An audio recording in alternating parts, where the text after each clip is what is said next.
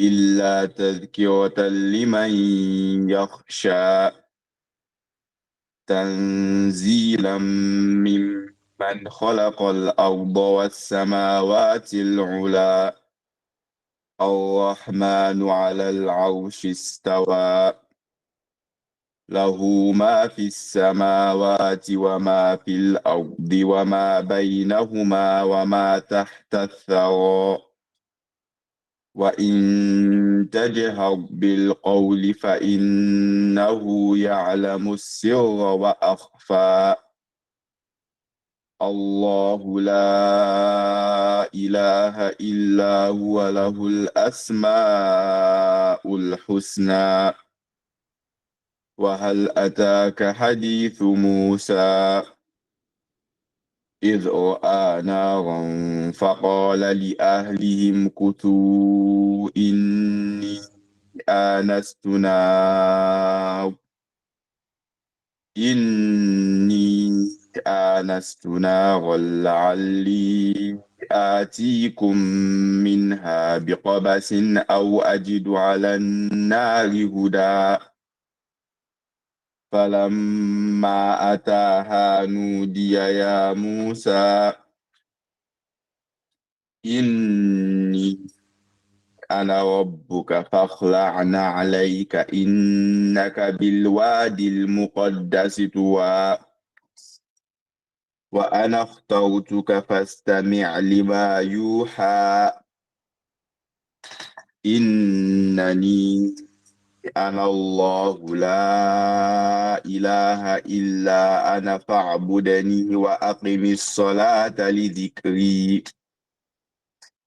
إن الساعة آتية أكاد أخفيها لتجزى كل نفس بما تسعى فلا يصدنك عنها من لا يؤمن بها واتبع هواه فتردى وما تلك بيمينك يا موسى قال هي عصاي أتوكأ عليها وأهش بها على غنمي ولي فيها مآرب أخرى قال ألقها يا موسى فألقاها فإذا هي حية تسعى قال خذها ولا تخف سنعيدها سيرتها الأولى واضمم يدك إلى جناحك تخرج بيضاء من غير سوء آية أخرى لنريك من آياتنا الكبرى اذهب إلى فرعون إنه طغى قال رب اشرح لي صدري ويسر لي أمري واحلل عقدة من لساني يفقه قولي واجعل لي وزيرا من أهلي هارون أخي أشدد به أزري وأشركه في أمري كي نسبحك كثيرا ونذكرك كثيرا إنك كنت بنا بصيرا قال قد أوتيت سؤلك يا موسى ولقد مننا عليك مرة أخرى إذ أوحينا إلى أمك ما يوحى أن اقذفيه في التابوت فاقذفيه في اليم فليلقه اليم بالساحل يأخذه عدو لي وعدو له وألقيت عليك محبة مني ولتصنع على عيني إذ تمشي أختك فتقول هل أدلكم على من يكفله فرجعناك إلى أمك كي تقر عينها ولا تحزن وقتلت نفسا فنجيناك من الغم وفتناك فتونا فلبثت سنين في أهل مدين ثم جئت على قدر يا موسى واصطنعتك لنفسي اذهب أنت وأخوك بآياتي ولا تنيا في ذكري اذهبا إلى فرعون إنه طغى فقولا له قولا لينا لعله يتذكر أو يخشى قالا ربنا إننا نخاف أن يفرط علينا أو أن يطغى قال لا تخافا إنني معكما أسمع وأرى فأتياه فقولا إنا رسولا ربك فأرسل معنا بني إسرائيل ولا تعذبهم قد جئناك بآية من ربك والسلام على من اتبع الهدى صدق الله العظيم.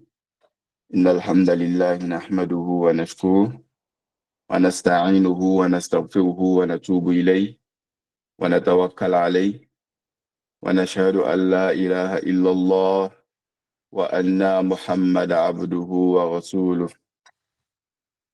I welcome everyone to this week's session of Tadhkiroh, where our Sheikh Abu Mazeedatil Khayr discusses the Sharh Riyadus Salihin by Imam Salih ibn Uthaymeen. I ask Allah that this session be beneficial to us all in this world and in the year after. I now call on our Sheikh to please take the stage.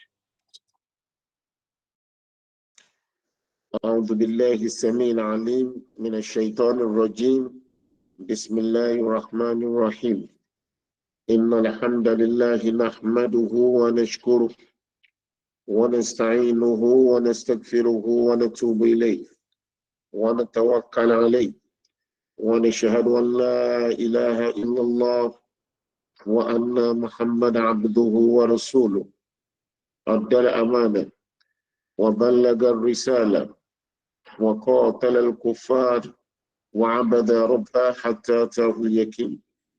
Assalamu alaikum wa rahmatullahi wa barakatuh.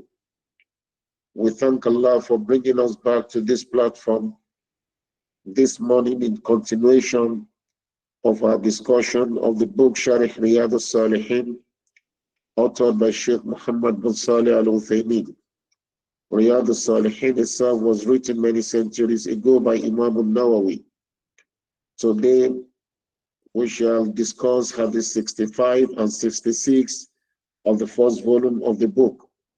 65 narrated by the noble companion of the Holy Prophet Muhammad known as Abu Hurairah radiyallahu anhu. And he said, أنه سمع النبي صلى الله عليه وسلم يقول, that he heard the messenger of Allah, may the peace and blessings of Allah be upon him, saying, إن ثلاثة من بني إسرائيل. There were three people among the children of Israel at the time. Amuraso, one of them was a leper. Wa the other one was bald-headed. Wa then the third one was blind. Aradallahu an yabtaliyahum. Allah wanted to test their faith. فَبَعْثَ إِلَيْهِمْ مَلَكًا. Allah then sends an angel to them. فَأَتَى الْأَبْرَصَ. The angel came to the leper, فَقَالَ, and he told him, أَيُّ شَيْءٍ أَحَبُّ إِلَيْكَ. What is that thing that is most beloved to you? قَالَ لَوْنٌ حَسَنٌ. I want good look and good skin. وَجَلَدٌ حَسَنٌ. That my flesh should be beautiful and I should be cured of leprosy. وَيُذْهَبْ عَنِّي الَّذِي قَدْ قَدَرَنِ النَّاسِ. And that which make people to make jest of me, Allah should remove it from me. فَمَسَاحُ. The angel then touched him and rubbed his body. فَذَهَبَ عَنْهُ قَدَرُهُ. Then the leprosy disappeared immediately. وَعُطِيَ لَوْنًا حَسَنًا. And he was granted beautiful skin. Call. The angel then asked further, فَأَيُّ الْمَالِ أَحَبُّ إِلَيْكَ. What kind of wealth would you prefer? Call. The man responded, Al-Iblu. I want Allah to bless me with camels. I'll call. Or he said, Al-Bakar. I want Allah to bless me with cow. Shakka Rawi. The person who narrated this hadith was in doubt, was not sure whether he mentioned camel or cow. Then Allah gave him plenty of camels, and these camels was pregnant. Faqal. Then he said, Barakallahu lak. May Allah bless what He had provided for you. That is, Allah provided a pregnant camel for him, and it was blessed. Then the angel went to the bald-headed man, Faqal, and he asked him, what is that thing that is most beloved to you, that you want Allah to do for you? Call. The man answered, Sharul Hasan. I want beautiful hair, so that my bald head will be covered by hair. Then I want Allah to take away that way that people ridicule of me. Then the angel who had come in form of man rubbed his head. Then the man was granted beautiful hair. Call. The angel who had come in form of a man asked further, for Ajul Mal, what kind of wealth would you prefer? Call. Then he said, Al-Bakr, I would prefer that Allah should bless me with cows. Then he gave him a pregnant cow. Call. And he concluded, Barakallahu laka fiha. May Allah bless the gift for you. The angel who had come in form of man now went to the blind for call. Then he asked the blind, what is most beloved to you? Call. The blind man responded, that I want Allah to restore my eyes and my sight. Then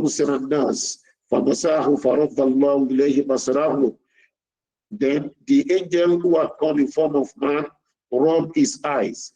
Then Allah restored his sight. Call. Then he said, what kind of wealth would you want? Call. Then he responded, Al-Gadab, I want sheep.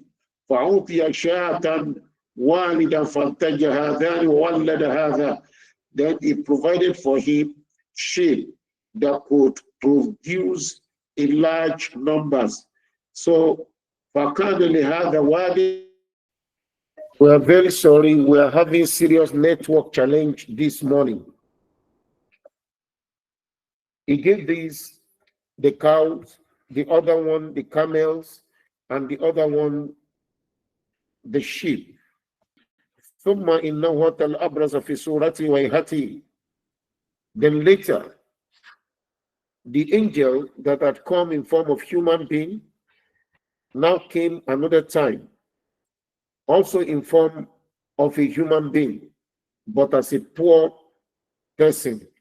فقال رجل مسكين قد انقطعت بالحبال في سفري. Then he told them that I am poor and I'm on a journey, and it becomes so difficult for me to continue my journey because I do not have something with which to go. فلا بلاغ لليوم إلا بالله ثم بك. There is no way I can return home except with the help of Allah and with your help. أسألك بالذي أعطاك اللون الحسن. Then he said that I beg you in the name of Allah who has given you beautiful skin, wal jalad al hasan, and who has provided you with beautiful flesh, wal mal, and who has provided you with large wealth. Ba'iran ataballag bihi fi safar. I want you to give me a camel which I can ride to complete my journey. That is, the angel returned many years after to the man who was blessed with camels, and the camels had reproduced and they were in large quantities. So he was stranded on his journey. That was the excuse he gave. He appeared in form of a poor person who was stranded on a journey and needed a ride to complete his journey. He now appealed to the man that I want you to assist me with just one camel so that I can complete my journey. Fakol, the man was blessed with camel, that is the leper, who had been cured by Allah of his leprosy, but who is now rich with large quantities of camel, now responded to the angel that had come in form of a poor human being. Al-hukuku kathira. I have a lot of responsibility, so there is no way I can assist you. I have a lot of people I have to take care of. I have a lot of obligations I have to deliver for call. Then the angel in form of a poor human being on a journey now told him, كأني أعرفك ألم تكن أبرص يغذرك الناس فكيرا. It seems I know you. Are you not the leper whose leprosy and poverty was ridiculed by people? فَأَعْطَاكَ اللَّهُ. Then Allah blessed you with camels, with beautiful skin. Now I'm begging you for help, and you are turning me down. فَقَالَ, the leper who had become clean skin, beautiful skin, and now rich with large quantities of camel, responded, إِنَّمَا وَرَثْتُ هَذَا الْمَالِ كَابِرًا عَنْ كَابِرٍ. I actually inherited this wealth. I struggled to multiply it. I was not blessed by anybody. I struggled for it and I inherited it. Fakal. Then the angel in form of a human being responded, In kunta kadhiban, if what you have said now is a lie, فَسَيَّرَكَ اللَّهُ إِلَى مَا كُنْتَ. I pray that Allah should change you to what you used to be if you have just told me a lie. وَأَتَى الْأَقْرَى. Then he walked straight to the bald-headed man, فِي سُورَةِ وَيْهَتِهِ, in form of a poor person. فَقَالَ لَهُ مِثْلَ مَا قَالَ لِهَذَا. Then he told him what he had told the former leper. وَرَدَّ عَلَيْهِ مِثْلَ مَا رَدَّ هَذَا. Then the leper also, the bald-headed man also responded that I made this work myself, I struggled for it, I inherited it, and nobody gave me for call. The angel in form of a poor person now said, In kunta kadhiban, if you have told me a lie with what you have just said now, فَسَيَّرَكَ اللَّهُ إِلَى مَا كُنْتَ. May Allah change your destiny to what it used to be. وَأَتَى الْأَعْمَى فِي سُورَةِ وَيْهَتِهِ. Then he went to the blind in the same appearance of a poor person. فَقَالَ, then he told the blind man, رَجُلٌ مِسْكِينٌ وَابْنُ السَّبِيلِ وَانْقَطَعَتْ بِهِ الْحِبَالُ فِي سَفَرٍ أو في سفرٍ. I am a poor person and I'm stranded on the road, and what I could use for my trip, I'm deprived of it. So I want you to help me so that I can complete my trip.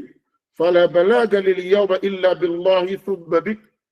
There is no way I can accomplish my desire of returning home in my state of poverty except with the help of Allah and with your assistance. أسألك بالذي رد عليك بصرك. I beg you in the name of Allah who had restored your eyes. شاة أتبلغ بها في سفري. I need just a sheep which I can use on my trip. فقال, the former blind man now responded, قد كنت أعمى, I used to be blind truly. فرد الله إلى بصري, but Allah restored my sight. فخذ ما شئت. You can therefore take whatever you want of my wealth. وَدَعْ مَا شِئْتَ. And you can leave whatever you prefer to leave. فَوَاللَّهِ, I swear by Allah, مَا أَجْهَدُكَ الْيَوْمَ بِشَيْءٍ أَخَذْتَهُ لِلَّهِ عَزَّ وَجَلَّ. I will not contest your choice today. Whatever you take is for Allah. فَقَالَ, then the angel in form of a poor person said, أَمْسِكْ مَالَكَ, hold on to your wealth. فَإِنَّمَا ابْتَلَيْتُمْ فَقَدْ رَضِيَ اللَّهُ عَنْكَ. It's a mere test from Allah. Now you have passed, and Allah is pleased with you. وَسَقَطَ عَلَى صَاحِبَيْكَ. But Allah is displeased with other of your two partners. مُتَّفَقٌ عَلَيْهِ. All the collectors of hadith are unanimous that this is indeed authentic from the Messenger of Allah. And the hadith can be found in the collection of Imam Bukhari in hadith number 3464, and the collection of Imam Muslim in hadith 2964. Before we give a comprehensive explanation of this tradition, let me first of all apologize for the epileptic network supply this morning. Is very poor where I am presently, and it's only because Tadhkiroh is yet to fully stabilize, and that's why we've never had a H-free presentation recently. We pray that those who are in charge on the ground we continue to make efforts so that inshallah we'll be having a consistently stable presentation. We also appeal to those who listen to us, as some people have been doing, that in whatever way you feel you can always assist this effort to give it a each free weekly presentation. You are welcome. May Allah subhanahu wa ta'ala reward you. In this tradition, we have a story narrated by the Holy Prophet Muhammad sallallahu alaihi wasallam to his companions. And this story was reported by the companion Abu Hurairah radiyallahu anhu, and is documented in these two authentic collection of hadiths of Imam Bukhari and Imam Muslim, that among the children of Israel in the past, there were three people. One was a leper, that is someone afflicted by leprosy, a sickness that would ravage and destroy the skin of his victim. And the other one was bald-headed. Some part of his head was deprived of air, and the third one was a blind man. Allah wanted to test them in their state of sickness and in their state of poverty, because these three men were equally poor.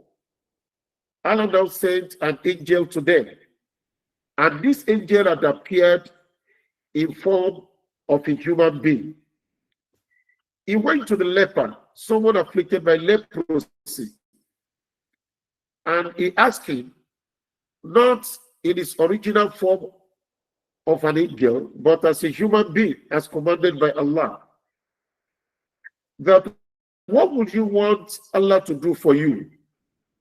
He said, I want Allah to cure me of leprosy. Then what kind of work would you want Allah to bless you with? And he said, I would love camels or cows. The narrator of this hadith was not sure of which of the two animals he mentioned. But then, let's agree that he preferred camels. And Allah gave him a camel, which later multiplied and produced and reproduced in large quantities. And the man became so rich. Then he went to the second one, who was bald-headed.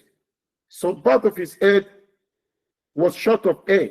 And he asked him, what would you want Allah to do for you? He said, I want Allah to complete my head with hair and to give me beautiful hair, because people make jest of me on account of this. Then what kind of wealth would you want Allah to bless you with? Then he said that I would prefer that Allah should give me cows. Allah restored his hair, and he had beautiful hairs, and Allah granted him his desire with cows which had produced and reproduced in large quantities. Then he became rich. And the same thing happened to the third person, who was a blind man, who asked that he would want Allah to bless him with seeing sight or restore his sight. And he would equally want Allah to bless him with sheep, which Allah did. Allah did it, restored his eyesight, and he equally became rich.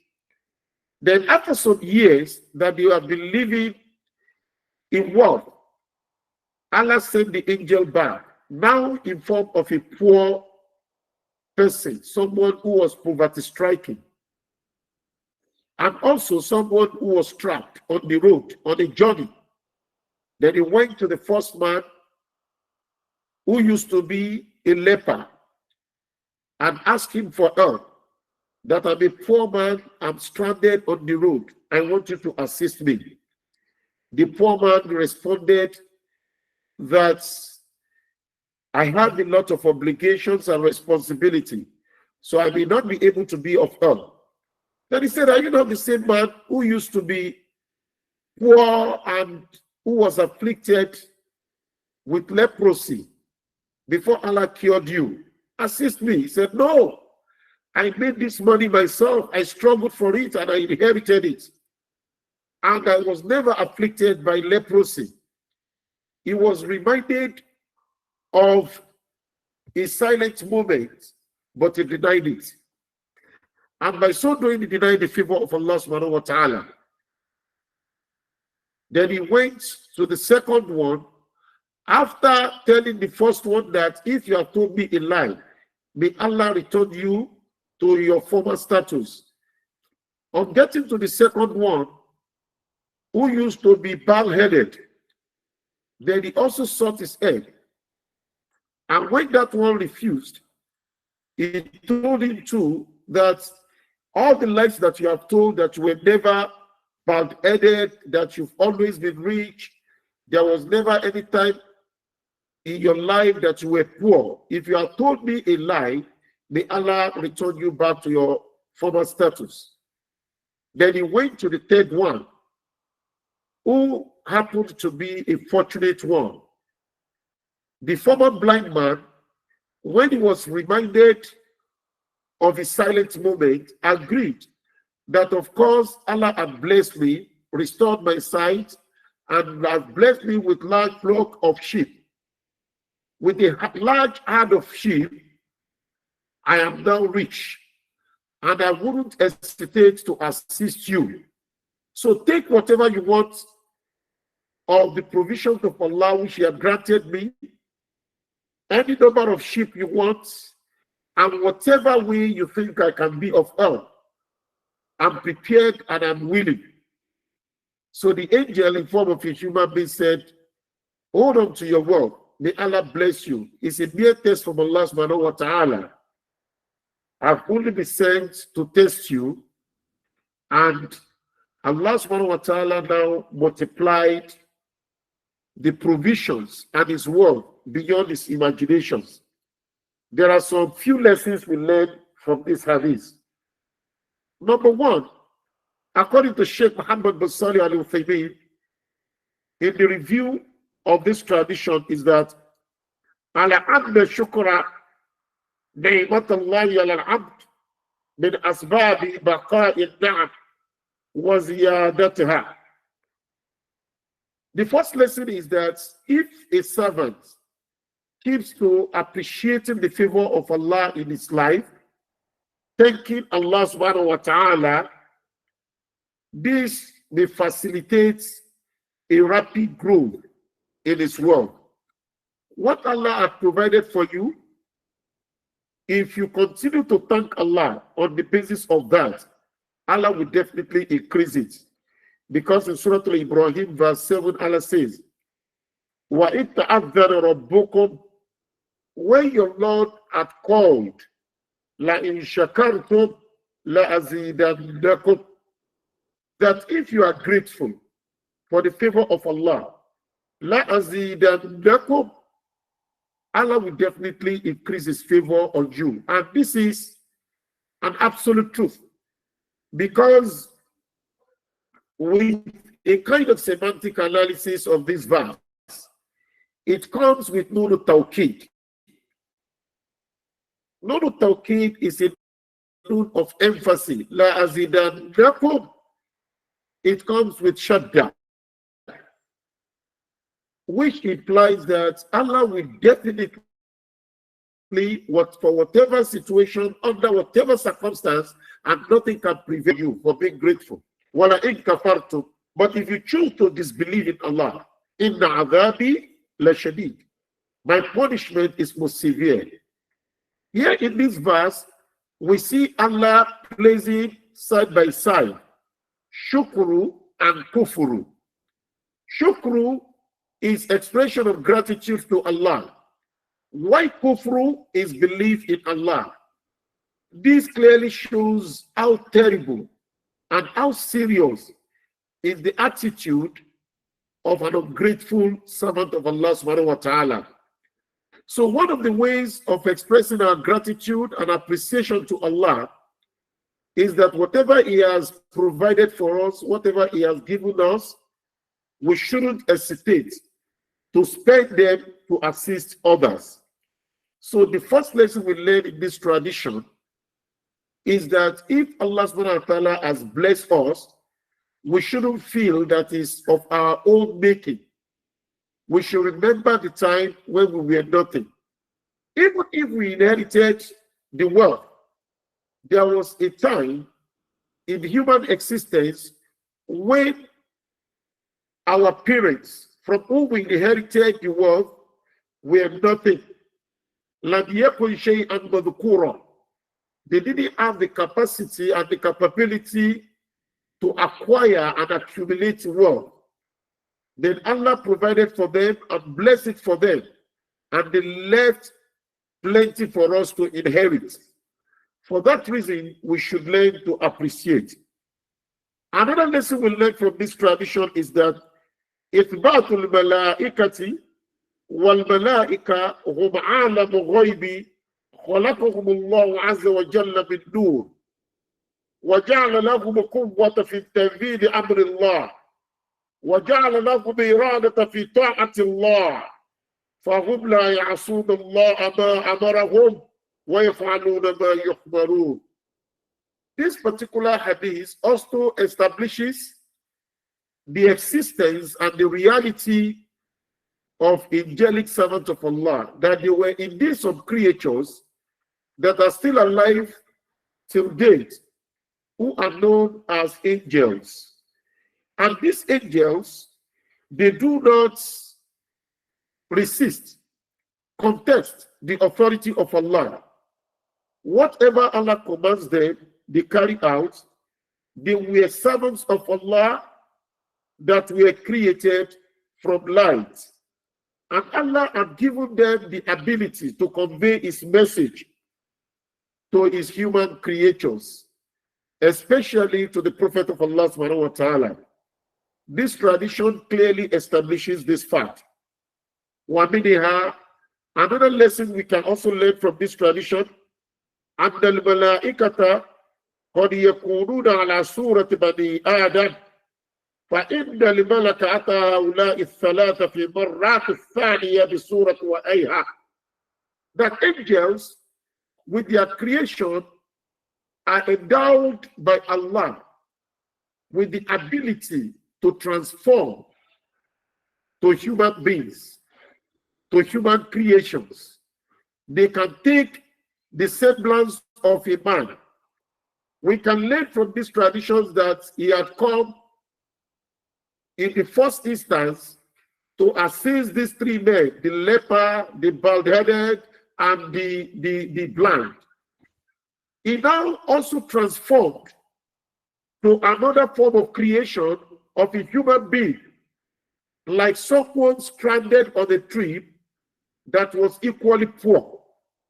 Allah had endowed the angels the ability to do this, and up till this moment, angels still come in human form to test human beings. They may put the appearance of a human being, and sometimes even angels may come to assist. You find yourself in a situation and you do not know how to go about it. And because you are a righteous servant of Allah, and perhaps a friend of Allah, whose humiliation and disgrace Allah subhanahu wa ta'ala does not decree, and you find yourself in such a mess, it's possible that Allah may send an angel to you in human form to lead you out of the situation or to rescue you. That is possible. Another one that is equally possible is that an angel may come to seek your help after you have supplicated to Allah to grant you His favor, and Allah had granted you. Just like these three sick men, then Allah may still send the angels down to put you to rest, as it is manifest in this tradition. This is another lesson that we have equally learned in this hadith. And when the angels come, it may take the appearance of a specific person, as it is clearly reflective in this hadith. Another lesson we learn is that Abdullah قد يبارك للإنسان بالمال حتى ينتج منه شيء كثير فإن هؤلاء نفر ثلاثة صار لواحد واد من الإبل وللثاني واد من البقر والثالث واد من الغنم وهذا من بركة الله عز وجل وقد دعا الملك لكل واحد منهم بالبركة. That's one of the ways of showing or manifesting the blessings of Allah, is when we have abundance and increase in the provision of Allah subhanahu wa ta'ala. These three servants of Allah put to test in these traditions, they were only given one camel, one sheep, and one cow. But with the help and the blessings of Allah, it multiplied and it came up in large quantities, which resulted in abundance of wealth for them. That when Allah increases something for us, is indeed part of the blessings of Allah. In a nutshell, this tradition is a story of wealth and poverty. Some three servants of Allah were initially poor, and Allah subhanahu wa ta'ala blessed them with the visit of an angel, and their provisions and wealth became multiplied. From poverty, they evolved into wealth, but then they were put to trials.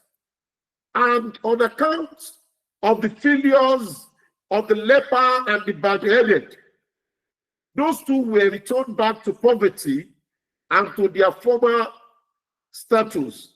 While the blind man, who was appreciative of the favor of Allah, and he chose to spend from what Allah had provided for him, Allah had chosen to multiply his wealth.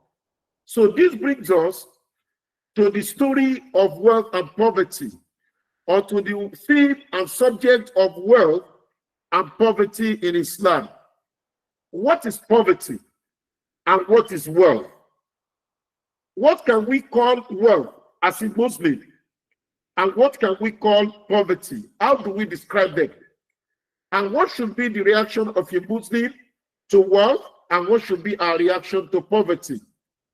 We all know what wealth is all about, even if we find it difficult to define.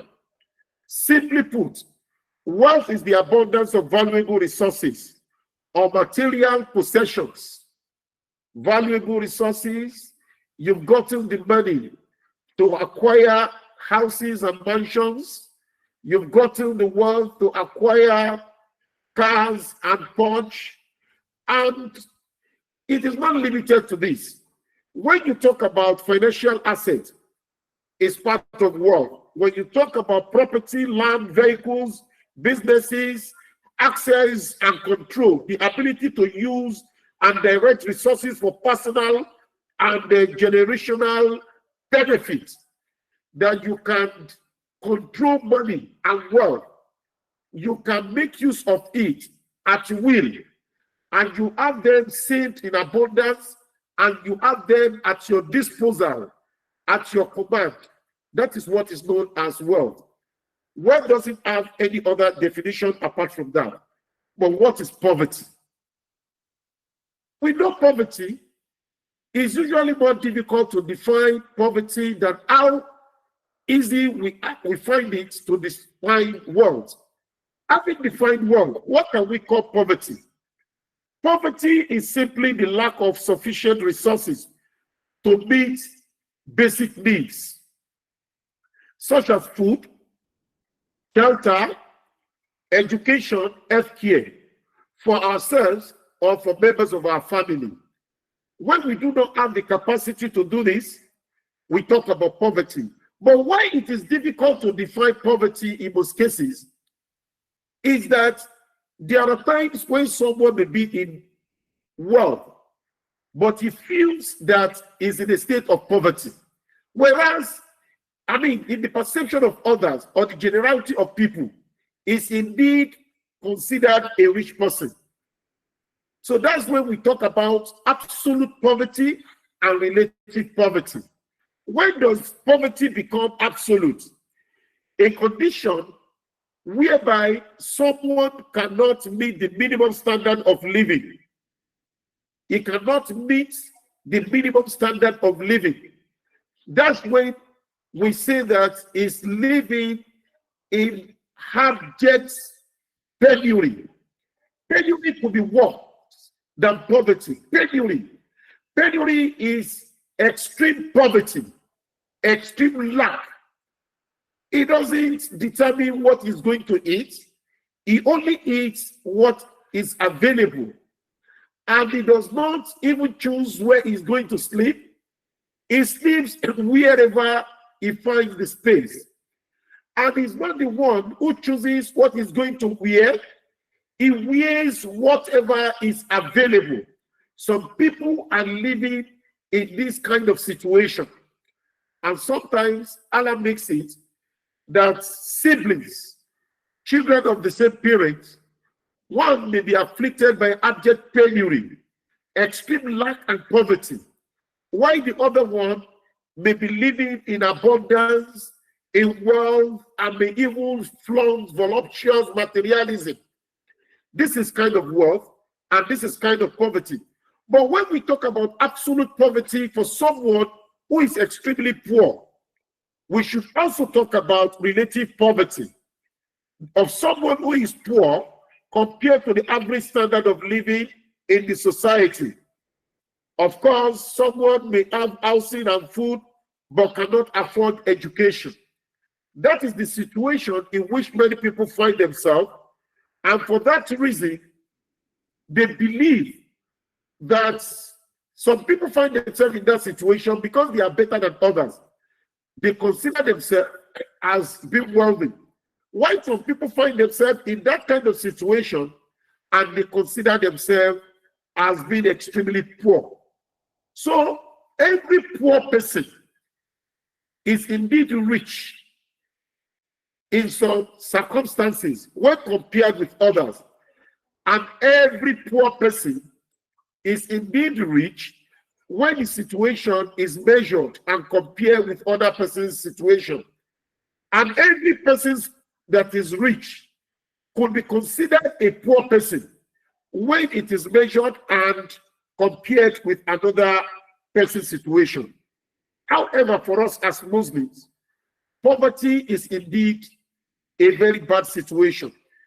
We shouldn't pray for it. And when someone is afflicted by poverty, he shouldn't hesitate to call unto Allah to save him from poverty.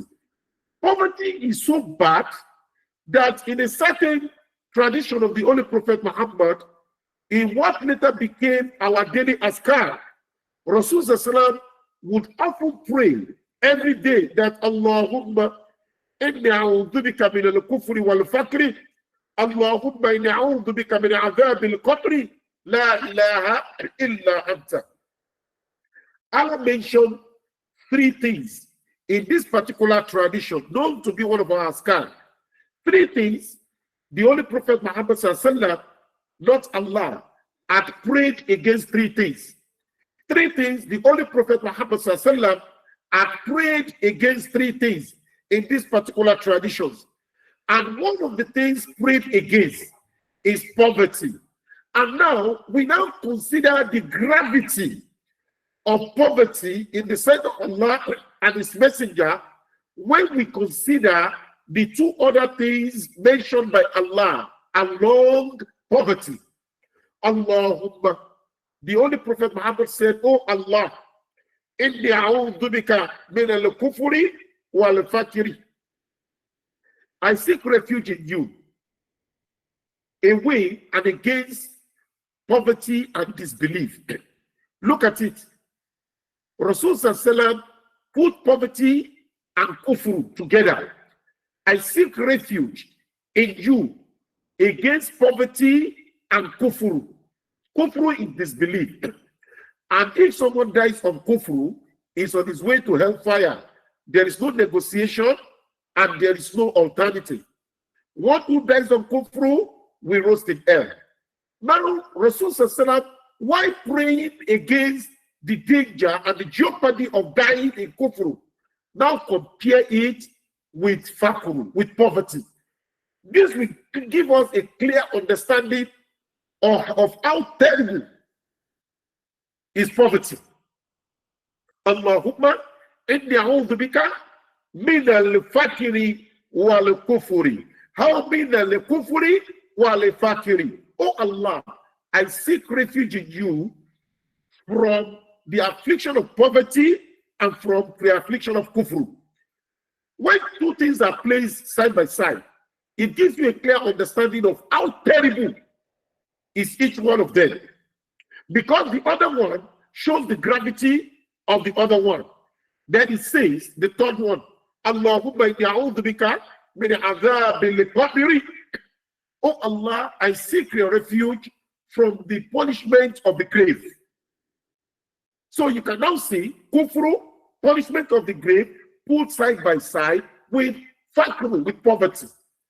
This shows that poverty is indeed a terrible situation. No Muslim should ever pray for it.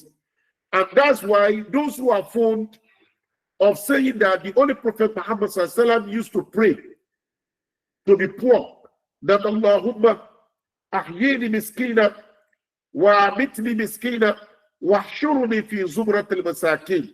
They have an erroneous interpretation of this tradition. Rasul sallallahu never died a poor person. He was the head of state of the prophetic city of Medina. He was in control of the wealth of the believers, and they had a lot of things in Baitul Mal. All of these were under his control, even though he never used them for his personal use. But Rasul rather lived a simple life. We should learn to pray against poverty. This is number one. Then number two, Ali ibn Abi Talib, radiyallahu anhu, is reported to be fond of saying, لَوْ كَانَ الْفَقْرُ رَجُلًا لَقَتَلْتُهُ. لَوْ كَانَ الْفَقْرُ رَجُلًا لَقَتَلْتُهُ. If poverty were to be a human being, if it were to be a man, لَقَتَلْتُهُ, I would have strangled him to death. I would have killed him. That's what Ali ibn Abi Talib used to say, because of the effect of poverty and what it could be. But what is the actual world in the life of a Muslim? It may not necessarily be by accumulating and acquiring Porsche cars and mansions and rides and large wealth, living in voluptuous materialism. Sometimes contentment of the heart is enough as well for Muslim, because the messenger of Allah is reported to have said, لَيْسَ الْغِنَى عَنْ كَثْرَةِ الْعَرْضِ وَلَكِنَّ الْغِنَى اللَّهُ أَكْبَرُ غِنَى النَّفْسِ. That wealth is not when you have accumulated a lot of material things. Wealth is indeed the wealth of the soul. That is qana'atun nafs. That is the contentment of the soul. That is what is known. But for a Muslim who wants to acquire wealth, our wealth should rather be limited to the acquisition of halal provisions. Halal, someone who acquires his wealth through haram, could not be considered or should not be perceived in Islamic circle as a rich person, because he strived in filthy pursuits, in dirty acts to accumulate what he got. Acquired. You want to acquire halal wealth, as we have learned from scholars in different books. Halal can only be acquired by solving people's problems. When you solve problems, those who are involved in acquiring halal is by solving problems. While those who are involved in acquiring haram are creating problems. And it's very clear. This is a simple and the simplest principle. Let me give you an example. Someone wants to make money and he starts with the production of food.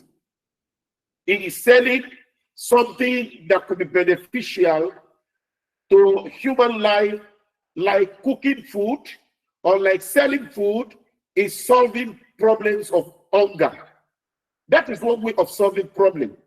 Or someone who is a tailor, now usually referred to as fashion designer, because everybody wants to package himself. Fashion designer. Do you understand? They will say, no, he's not a carpenter, he's a furniture.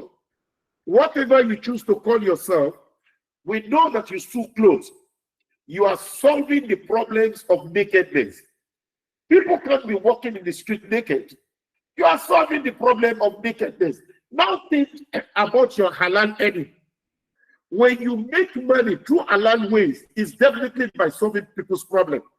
So you acquire halal earnings or you acquire halal wealth by solving people's problem. But what about haram? Is by creating problems for people or for the society. A kidnapper is creating the problem of fear, insecurity, lack of safety for the society. And whatever he earns through people's payment of ransom is indeed haram. What about an armed robber? He's doing exactly the same thing that the kidnapper is doing. He's creating a problem of insecurity, including those who steal government money, haram money that you steal, those who are in the National Assembly that we have heard so much about that is still government money, a minister, those who are in the civil service that you steal the money, the career civil servant, get it planted in your skull. You steal government money, you manipulate the system, you are creating problem for the system, for the society. You are creating problem for me, for members of my family. You are creating problem for your family. You are creating problem for the society, for your friends, for those people with whom you pray in the masajid. You are creating problem for the government. You are creating problem for the survival of the state. So if you really want to know that, how do I acquire halal earning? Find a way of solving people's problem. People are born to experience challenges. Dangote, for example, whatever is producing, recently he started his oil production. Then we know him to be producing sugar, cement, and rice. By so doing, he's been solving people's problem. He's been solving people's problem. And the same thing is applicable to Rabi of the servant, Rabi. He's been only solving people's problem. Let's mention Muslims among them. And Alhaji Aminu Dantata throughout his life was busy solving people's problem, if not producing, manufacturing, if not manufacturing, doing one thing or the other. That is, halal earning is by solving people's problem. Why halal earning? Those in the National Assembly stealing, they are creating problem. Kidnappers is creating problem. A prostitute is creating problem of diseases, of destabilizing people's homes, is creating problem of prevalence of lust and promiscuity in the society. That's what a prostitute does, including the one who sells alcohol, is creating problems of tampering with people's brain and sanity. And we know when Rasulullah said, Al-Khamru Ummul Khaba'ir, that alcoholic drinks is indeed the mother of all sins.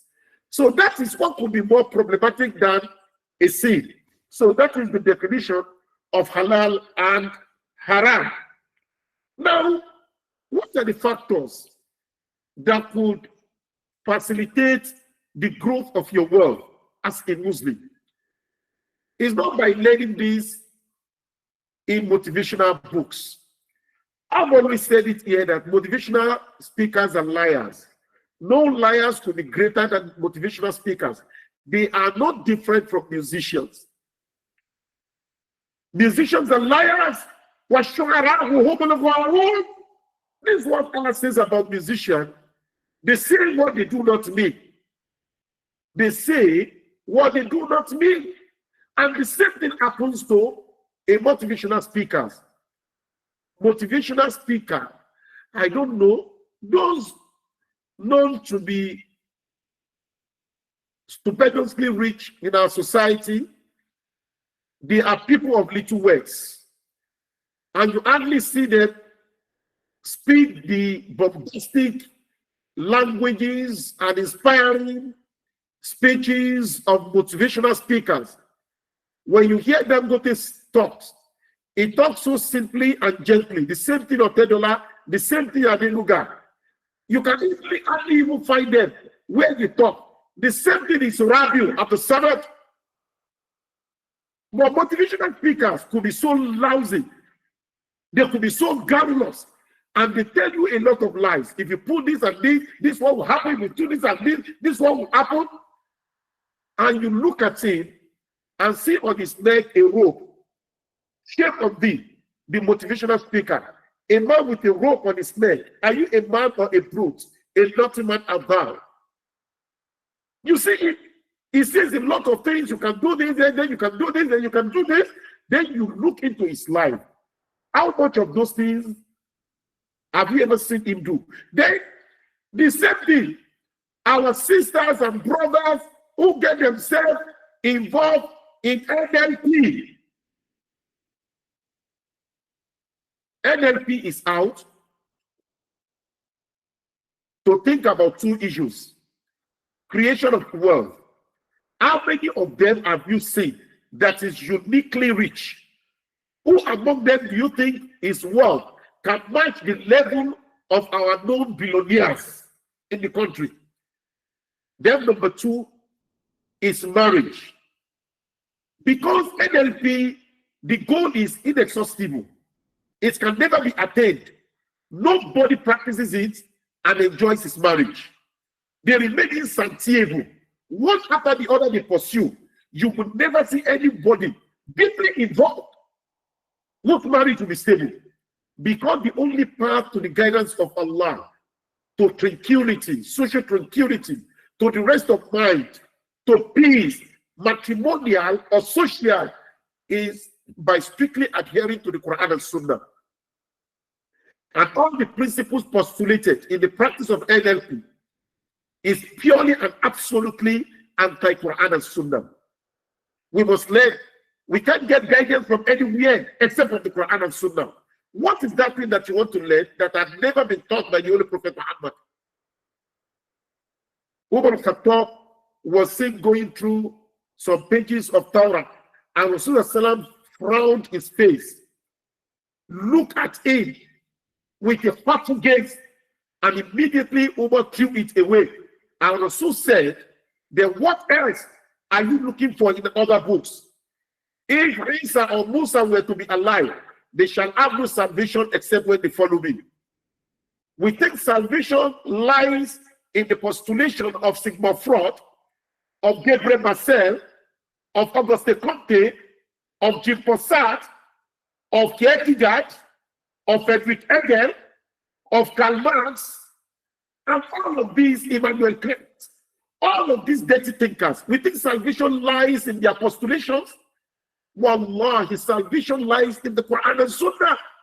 There is nothing we search to lead us aright that we have not found in the explanations of Tadhkiroh, Abu Abbas Ibn Taymiyyah, of Imam Nawawi, of Ibn Qayyim al-Jawzi, of Ibn Rajab, Imam al-Zahabi. There is nothing we have not found in their collections. And all of these are explanations of the Quran and the Sunnah of the Holy Prophet Muhammad sallallahu alaihi wasallam. So for that reason, it's not by listening to a motivational speaker that you have your breakthrough in wealth. Those, even the motivational speaker, look at Dale Carnegie. Dale Carnegie was one of the greatest personalities in the practice of NLP, and was indeed a psychologist, and he wrote a lot of books. He wrote a lot of books. What was the end of Dale Carnegie? Sheikh Yusuf al-Qaradawi, rahimahullah, in his book, Al-Iman wal-Hayat, while writing forward to that book, spoke about Dale Carnegie and his practice of NLP. And al-Qaradawi made it known to us that he was indeed alarmed when he heard that Dale Carnegie committed suicide, despite the fact that he had studied all the principles of psychology and how to run life with all these filthy postulations. At the end of the day, he chose to commit suicide because life was not favorable to him, because he couldn't actually achieve and attain and acquire what he had expected from life by learning from the Kufr side. The same Sheikh Muhammad Arifi wrote in his book that he was alarmed. I now discovered that what was lacking in the theories of Dale Carnegie was Allah and His Messenger. So how do you grow your wealth? The first thing is taqwa. And this is what the Quran says. With taqwa, you can create wealth, you can sustain it, and you can indeed propagate the spirit of wealth creation by preaching righteousness. And this is what Islam says. It sounds so funny that what is Islam saying? How could righteousness be responsible for wealth creation? Except you tell me that Allah does not speak the truth. The Quran says in Surah Al-Talaq, verse 2 to 3, وَمَن يَتَّقِ اللَّهَ whoever is righteous, whoever has taqwa, يَجْعَلْ لَهُ مَخْرَجًا, Allah will always find a way out for him. Yes, of poverty, of confusion. You are getting increasingly depressed. You are traumatized. You don't know how to go about it in your marriage. You don't know how to handle it in your business. And life is becoming unbearable for you. Quran says, وَمَن يَتَّقِ اللَّهَ, and whoever fears Allah, whoever is righteous, يَجْعَلْ لَهُ مَخْرَجًا, Allah will create a way out for him of his confusion, of his state of depression, of his traumatic experience. وَيَرْزُقُهُ مِنْ حَيْثُ لَا يَحْتَسِبُ, and Allah will not provide wealth for him from where he does not expect. Allahu Akbar. وَمَا بَعْدَ الْحَقَّ إِلَّا الضَّلَالُ, what else do you want after the truth except his guidance and destruction? وَمَن يَتَّقِ اللَّهَ, whoever fears Allah, يَجْعَلْ لَهُ مَخْرَجًا, Allah will create a way out for him. وَيَرْزُقُهُ مِنْ حَيْثُ لَا يَحْتَسِبُ, and Allah will provide wealth for him, sustenance from where he doesn't expect. وَمَن يَتَوَكَّلْ عَلَى اللَّهِ, and whoever relies upon Allah, فَهُوَ حَسْبُهُ, Allah will be enough for him. إِنَّ اللَّهَ بَالِغُ أَمْرِهِ, Allah is in control of his affairs. وَجَعَلَ اللَّهُ بِكُلِّ شَيْءٍ قَدَرًا, and everything has been decreed by Allah. That is one. Number two, from Islamic perspective, how do you create and sustain wealth? In the bad, by discipline. By discipline, because with discipline, you don't indulge in extravagant spending. You have no business with clubbing. Yes, as a man, you are married to your wife, and if you remain insatiable, you marry another one. All of these women are under your care, and you take care of them and you take care of their children. Because you fear Allah and you are equally disciplined, you don't get yourself involved in illicit chatting in the dark hours of the day, at night. You have no business trying to win the attention of that bitch on the other side of the keyboard. What's your business with a promiscuous mind? You are righteous and you are known. It's a triangular state. When you go to the masjid, you go to the office, and you go to your house. And you need to, to go out with friends is in the circles of the righteous.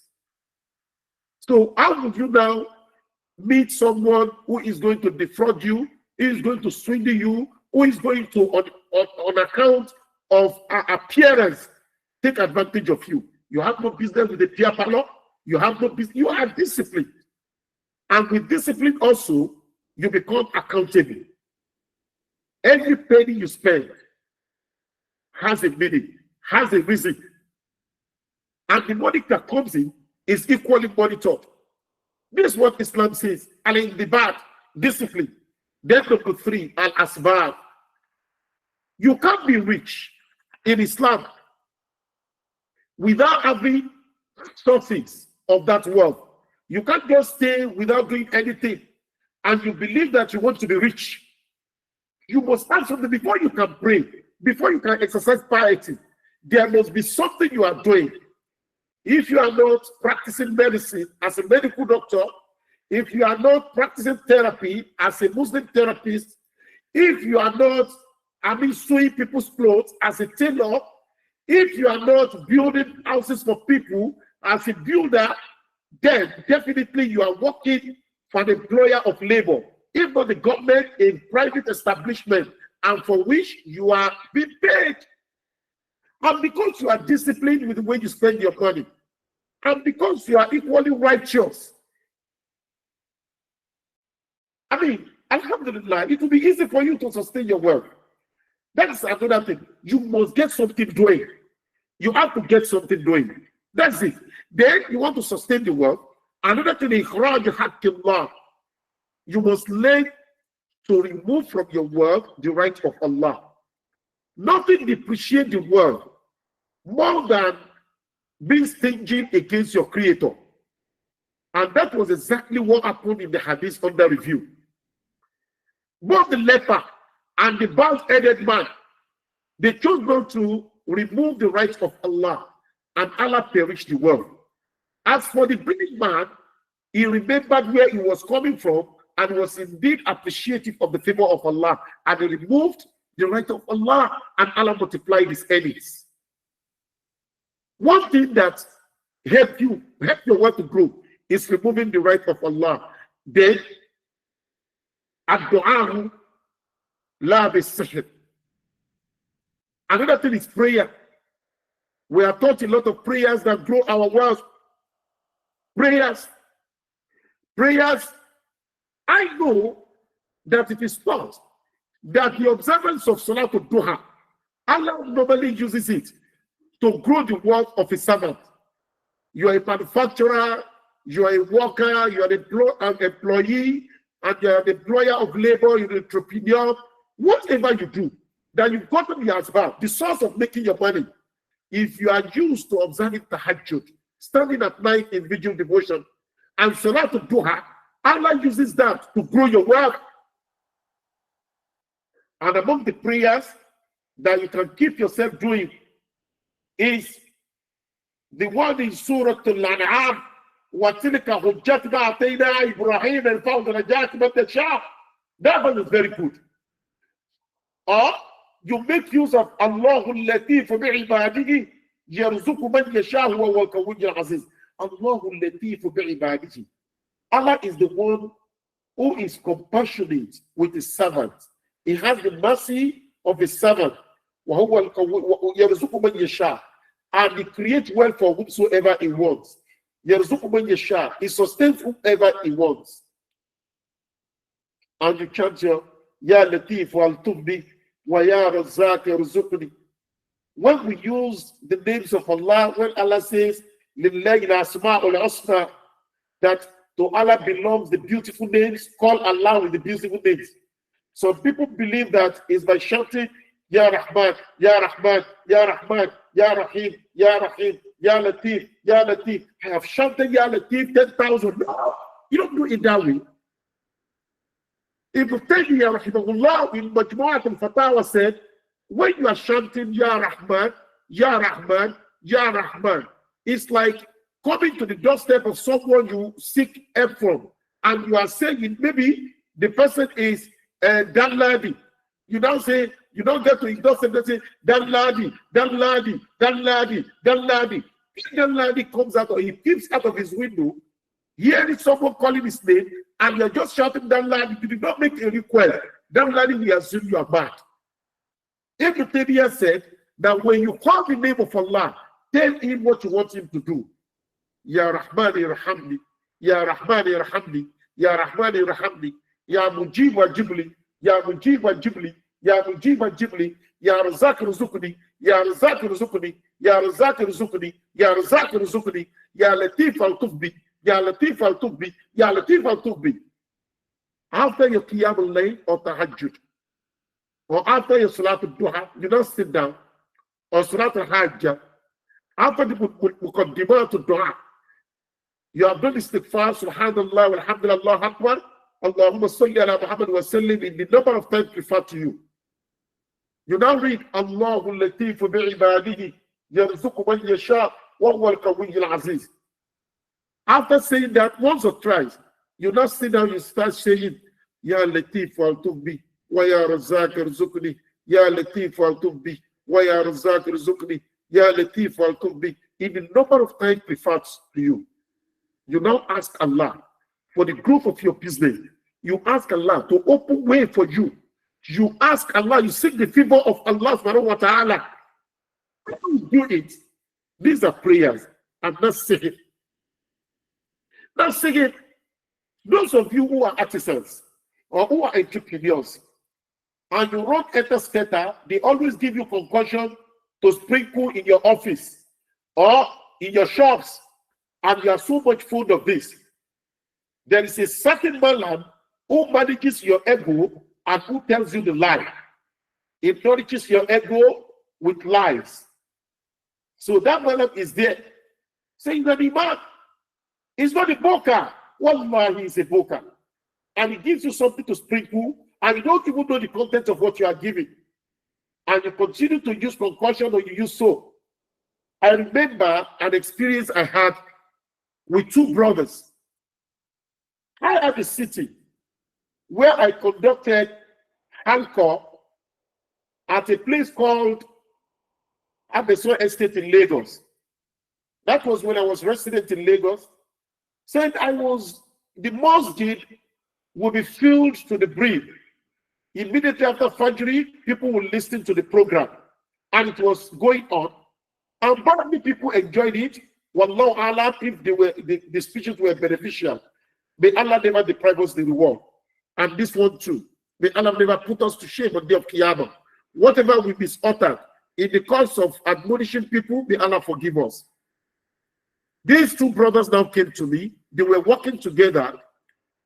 And they were the people known to be furniture makers. They had a very big industry for producing furnitures. And they were doing well. They now came to me. They said they had a problem that something used to happen to. I think I just finished the class of Tawheed. They said there was a particular dream they used to have. And that dream was very common to both of them. They would have the dream the same time, almost the same time, and they were living apart with different families. The dream was that they will find themselves in the dream working, doing a lot of rigorous and strenuous job, labor. That sometimes they will be building houses, building to the top. One of them said there was a day he built 182 stories building. You can imagine how terrible could that skyscrapers be. They were building so tall that they will be building. This one will have a dream in his house, sleeping apart. The other street, this one will have the same dream. Then whenever they woke up, they would wake up tired and exhausted, and they will be sweating. So much that they will not be able to go for Fajr prayer. And throughout the day, they might be sick because they will be landed in hospital. But that particular week, they will make a lot of money in their business. Quite a number of people will bring business, including Lagos State government. They will, a lot, white men, they will bring jobs to produce furniture, tables, dinings, and everything. And so much that they will have to employ people and they will make so much money. But the dream was common to them. They used to come to my halqa. I asked them that, okay, be doing this so much askar. And at bedtime, always perform ablution. And doing this askar. They did it, and the dream did not stop. They continued to have the dream. One day I now asked them, I said, okay, because I saw them as brothers, they were heavily bearded, and they looked so conscious. And I asked them that, brothers, is there anything you normally drink or you normally use? Maybe for the progression of your business. And they said they have something now. Now, what madam did one soap for them, black soap, and it was put in small coffee. You know, the wood was constructed like a coffin. They were the one that constructed it on the instruction of the malam. They said, I said, you mean the malam? They said, yes, it's a malam. Is it for an imam? And they brought the coffee and the soap to my house. I looked at it. I said, okay, this soap, this is ordinary soap. I said, what is it meant for? He said, so that our business will always progress. I said, can you do me a favor? I want you to treat it. Ustaz, the money committed to making this that we gave the malam was so much because it used a lot of things that could not be mentioned. I said, if you want peace and you don't want to die early, go and throw it away. They didn't initially. I think they later took to my advice because they were consistent in attending my class of Tawheed, and they took them away. They threw them away. When they did not care, they said they have thrown them away. I now give them a scar. Give them the wafil that will be observing. Not different from Qiyamul Layl. That's how the dream disappeared. And they were now healthy. And it did not stop them from making their money. Sometimes we believe the person who gave you something might not even tell you the implication of what he is giving. They gave them the soap to bathe. And they will go and walk in the demonic world in their state of dream. And they will be paid by people bringing work and job and coming to them as clients during the day. In fact, they told me a story. One of them said there was a day he was building houses on top, almost about 200 stories building, that his leg almost slipped, that he just woke up. Wallahi, if he had slipped into the grave. Because he would die, he wake up dead. These are some of the mistakes that people make because they want to make money. And we have to be very careful. Prayer can do a lot of things that we feel prayer cannot do. The problem we have is that we are not patient with Allah subhanahu wa ta'ala. Even if the situation is bad economically for you, your business is not doing well, and your place of work, you are having challenges. Nothing is beyond prayer. I remember the story of one of the Salaf, known as Imam Fudayl ibn Iyad. Fudayl ibn Iyad, rahimahullah, may Allah be pleased with him. He said, one thing he said, Ta'allamtu sabra min sabijin saghira. I learned how to be patient with Allah from a little boy. I saw the boy, a little boy, maybe a boy of about 5 years old. For then, that was about 75 years. He said, I learned how to be patient with Allah. Min sabijin saghira, from a little boy. ذهبت مرة إلى المسجد. He said, one day I was going to the mosque. فوجدت امرأة داخل دارها. I now saw a woman as I was going. The woman in her house, تضرب ابنها. She was beating a little boy. Beating. Maybe the boy did something bad. And the boy, the mother was beating the boy. وهو يصرخ. And the boy was crying. You know, when your mother, we can remember, some of us, that when your mother disciplined you, and the boy was crying above the voice, for Fatah al-Bab. Then suddenly, the boy opened the door, because the mother closed the wahara, and he ran away to escape the mother's beating. The mother, for that reason, now locked the door. In anger, that you ran away, I'm scolding you, reprimanding you, and you ran away, now lock the door.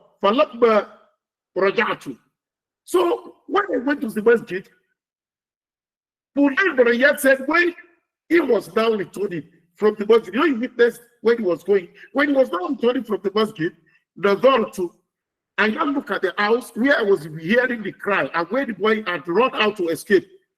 I then look at the boy. The boy was crying outside. Then after crying a little, then he now slept in front of his mother's door. He slept there. He had cried. He was the one that ran away. He now came back. He now slept there. Yes, you know, the mother now looked out. This scholar narrating the story was watching. And the mother's heart was now melted, sympathizing with her child, sleeping by the doorstep. The mother now opened the door, now woke up the boy. That, okay, come in, and don't do that again. The scholar narrating this story, Fudayl now burst into tears when he witnessed this. He was crying so much that his beard was soaked with tears. And he said, Subhanallah. Glory be to Allah. لو صبر العبد على باب الله عز وجل لفتح الله له. If a servant of Allah would just be this patient at the doorstep of Allah, Allah would have opened door for him. rather than running etasketa, speaking to the Christian miracle mongers, to the Boka Malam, to the Babalawo in one bush in the Jebode, to a one Malam somewhere in Makata in the Lorry, rather than sneaking to another Boka somewhere in Zaria, and rather than looking for someone that can open the way of work for you here and there, rather than being stylishly involved in money rituals, even though you go to your job. Law sobar al-abdu, Allahu Akbar, ala babillahi. If a servant could just be patient at the doorstep of Allah, at the threshold of Allah, beside the door of Allah, your decision is bad. To feed your family is not easy. You're not making enough money. You continue to cry. You continue to beg Allah. You continue to beg Allah. For Allah would have opened the door. There is nobody among us who does not have wealth in him. It's because you have not talked to Allah. That's why Allah has not opened your eyes to the solution to your poverty in you. I have a friend, equally one of my students, and it's my friend too. Whenever we went out, sometimes he would drive me. He would just say, Sheikh, this poverty is too much. I am poor. Sheikh, the only problem I have is poverty. I am poor. I would just be telling him, just be doing what you've been doing. And I know that he was so consistent with tahajjud. I've never seen a brother that could be as committed to worship of Allah as the brother. We have slept together. He has slept on a number of occasions in my house. I could see him in the middle of the night, beseeching Allah, crying out to Allah in prayer. He hardly slept and he hardly sleeps. And he could also fast. And his Quran, he was consistent. And he's still consistent. He reads Quran, a juice a day, a juice a day. He will see his poverty. I was looking at it. I said, you will see Allah one day. Then suddenly, Allah opened his eyes to a treasure living in him. And he tapped the treasure. The brother is making a hell of good money now. Even as he has been making money, we have not hitting part of the money, but he's making so much money. I'm not saying after this Tadhkiroh, he should come and give me something, but you should know that as we guided him to how to talk to Allah, we also pray for him, but he has not seen us. May Allah rectify our affairs. Barakallahu. So, Abu Darda, one of the companions of the Holy Prophet Muhammad said, "Jabdu bid-du'a, fa-innahu man yakthuru qara'a al-ba' yushiku an yufta lahu." Jabdu bid-du'a. Abu Darda said, intensify dua. Be doing prayer in your state of poverty. How bad the situation could be, however, continue to be consistently prayerful. Because because anybody who consistently knock at the door, you knock at the door many times, it's compulsory that the door will be opened for you. May Allah subhanahu wa ta'ala rectify our affairs. That is another thing that we must know.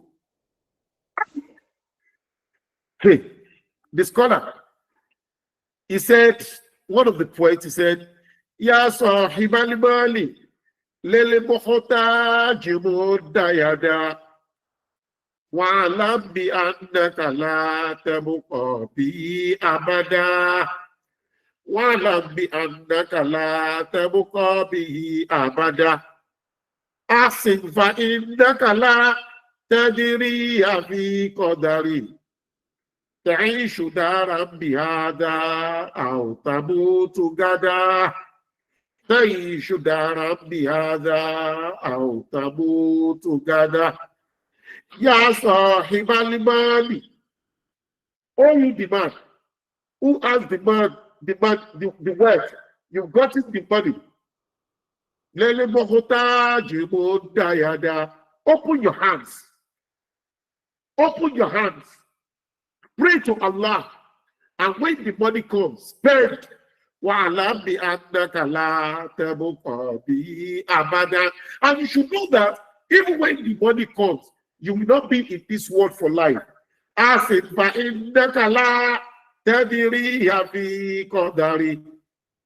Allahu Akbar. Ask him. Assist people when the money comes. Because you do not know whether it is part of your destiny. Whether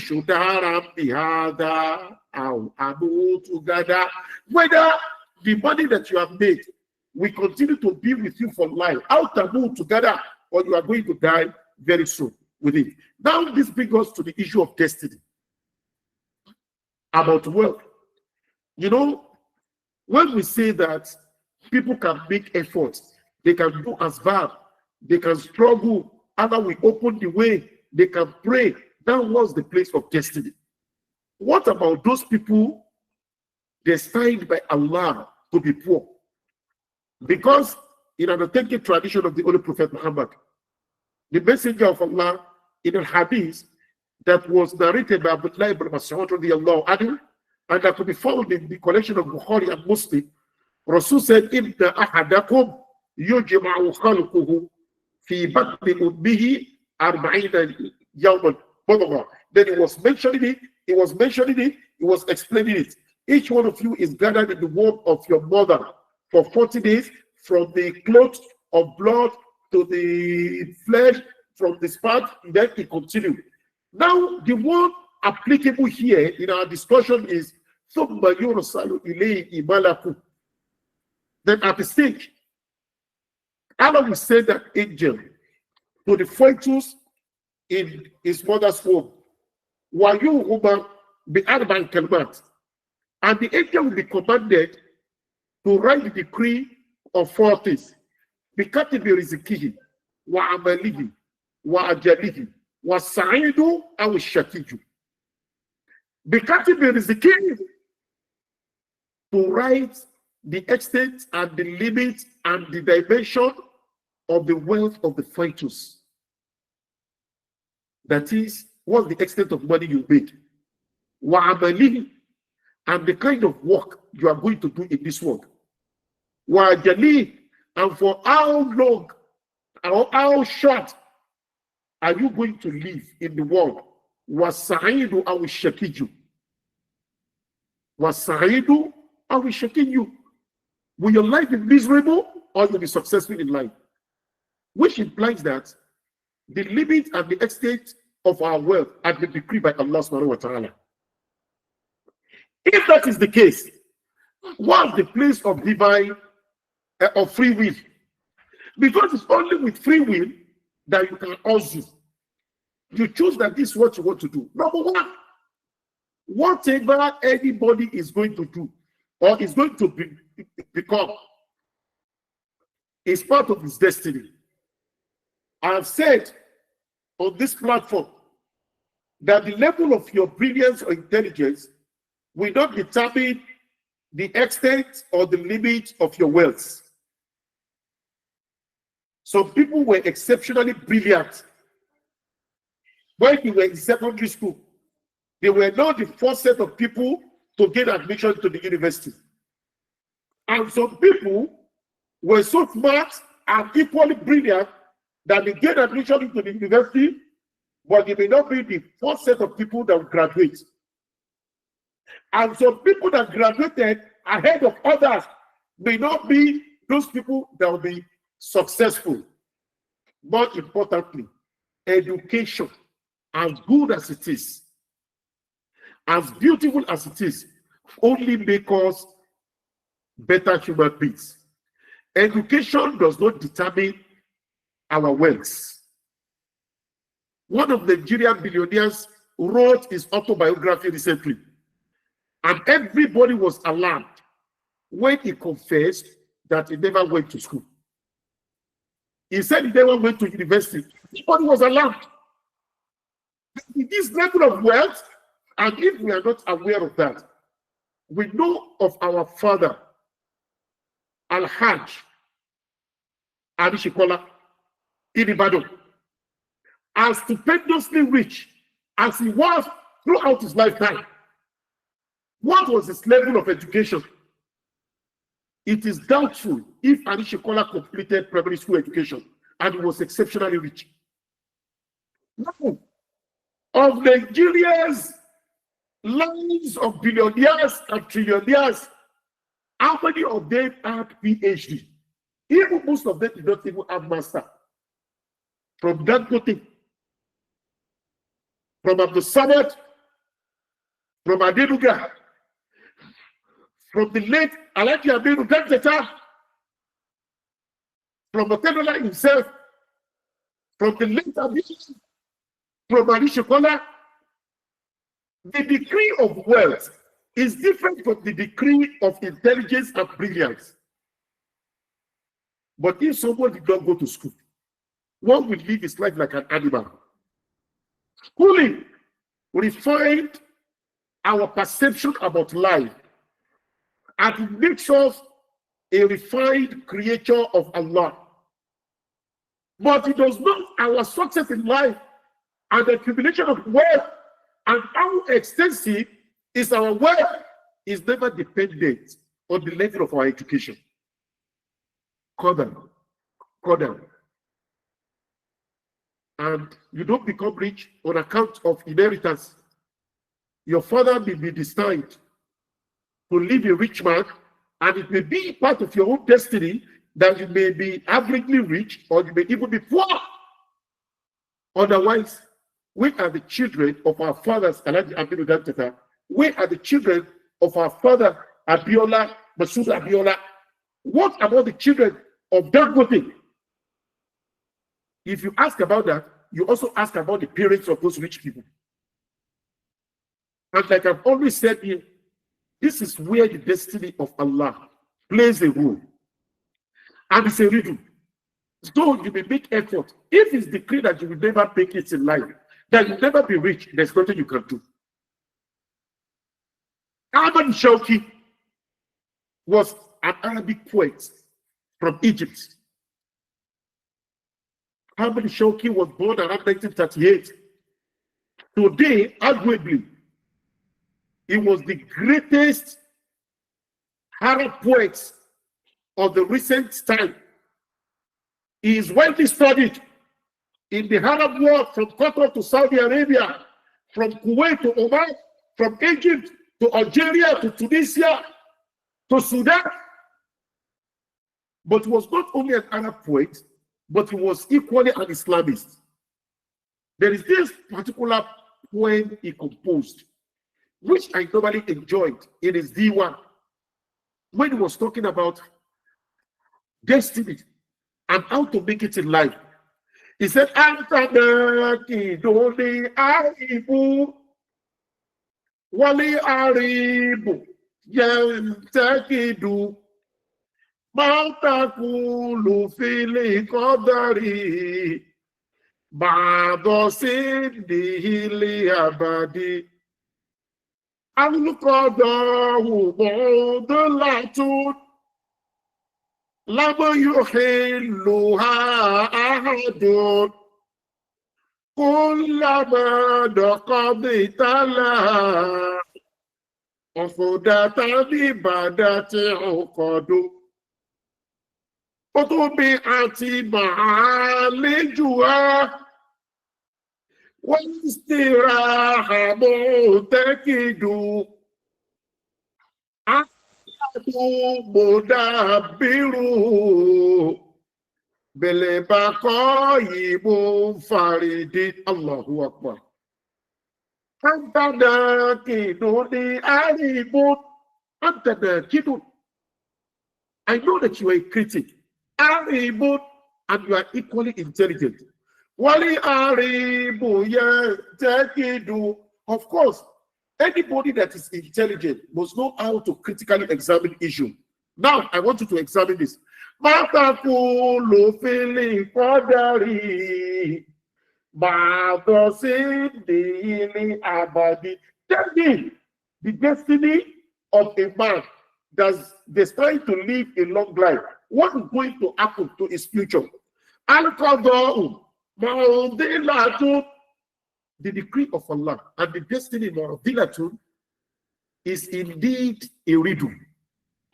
Destiny is a riddle. You may walk, be very brilliant, intelligent. It does not determine that you'll be rich. It does not determine. and you may make little efforts, and Allah may bless it in abundance. And now, destiny is a riddle. And nobody can solve that riddle of destiny. It's a riddle nobody can solve.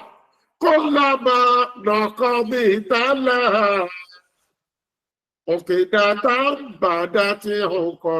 if you try to untie or resolve one riddle of destiny, another one will be tied. As you are trying to move from one area to untie it, another one will be tied. Someone that keeps himself busy thinking about destiny. Why is this so? Why would this one be this? Why would this one? The thought of destiny and the decree of Allah against the free will. It overwhelms the one who keeps himself busy thinking about it. It will overwhelm you. You will just be taking until you become a kafir.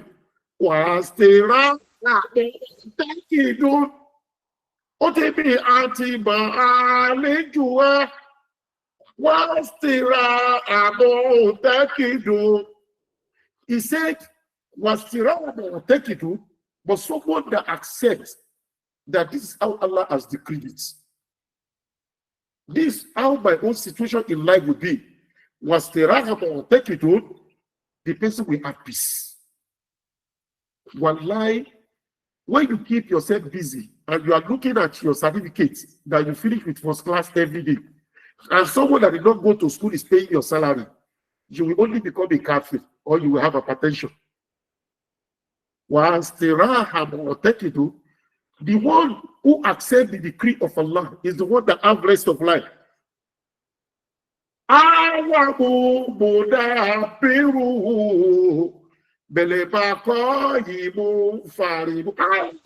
This is the one, the one that decreed it, the one that perfected it, the one that structured it. Allah continue to exist, but Farid and is the only one that has perfected it. Nobody shares the glory with him.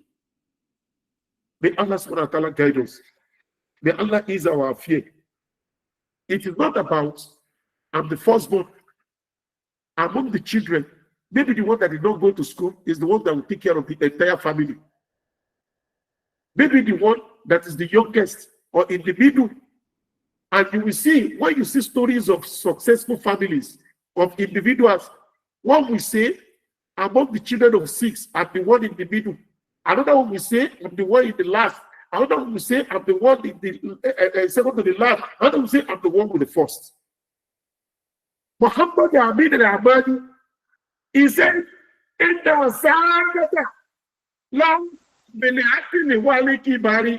success is not about brain, that's how brilliant, quality, body, and it's not about age. Amuru yukasimuha lele khaliki Allahu. Amuru yukasimuha lele khaliki Allahu is an affair decided by Allah for human beings. It's not by age, it's not by intelligence.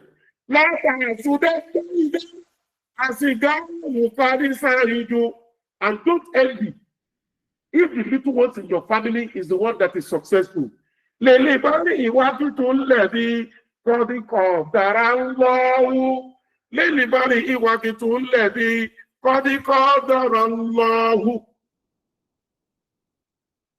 Allah has decreed how the affairs of each person will go in life. This is just a mere reminder this morning. Whoever wishes should take to the remembrance of Allah. Assalamu alaikum wa rahmatullahi wa barakatuh. Wa alaikum assalam wa rahmatullahi wa barakatuh. Jazakumullah khairan to our Sheikh for this session. May Allah grant us the patience in order to live this world in a way that pleases Him. We will now move quickly to our question and answer session. Anyone who has a question can send it in the in-call messages, or they can raise their hands up and they will be called.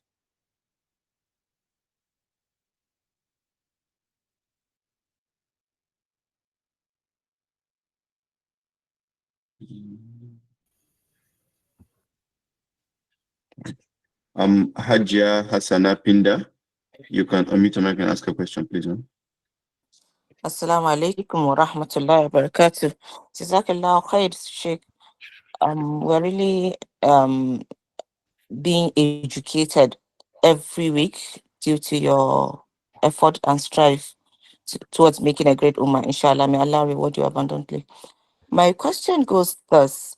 I was meant to understand that during Adhan, one is supposed to not do or say anything. How true is that? And if it so happened that one is praying and the call for Adhan starts, what should that person do? Assalamu alaikum wa rahmatullah. Wa alaikum assalam wa rahmatullah. When they are sorry, alhamdulillah. When they are doing adhan, we must remain silent.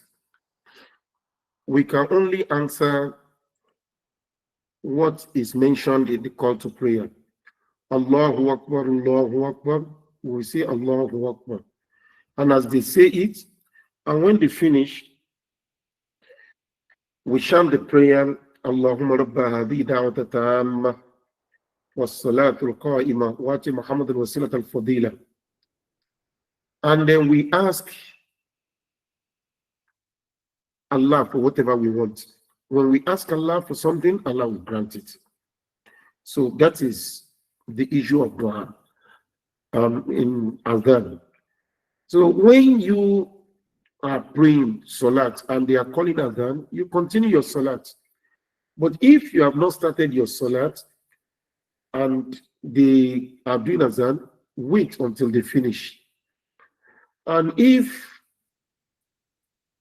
it is the supplication you are making, you can slow it down until they finish. That's the prayer. That's the ethics. But you don't talk when they are doing Adhan. Assalamu alaikum. Wa alaikum salam. Now, please, I want to know the meaning of NLP that Sheikh mentioned. NLP is neuro linguistic. Which one is that one? I don't know. I don't even know how I was able to. Don't let me talk about that thing, because the whole of Abuja, everybody is doing it. Every jahil, every ignorant person is involved. So if I talk it now, do you understand? There will be, there is so much frustration in Abuja. In a life like this, we live Abuja. Abuja is a fake city. It's a fake city. Ordinarily, Abuja should be a civil servant city. Civil servants are sincere people. They are people of honor. But hustlers and desperate people to survive, and the failed custodian of the homes, they are the one in charge of the city now. Probably everybody wants to be seen riding the most exotic cars, and everybody wants to be identified with a certain system of luxury, and everybody is frustrated. And wallahi, Quran says, Allah bi dhikrillahi tatma'innul qulub, is with the remembrance of Allah that you shall find tranquility. It's because you have not really had the tarbiyah of piety, tarbiyah of itma'innul qulub, that will put your heart at rest. Our sisters and brothers who are desperately in pursuit of NLP, they are looking for solution because they do not understand Islam.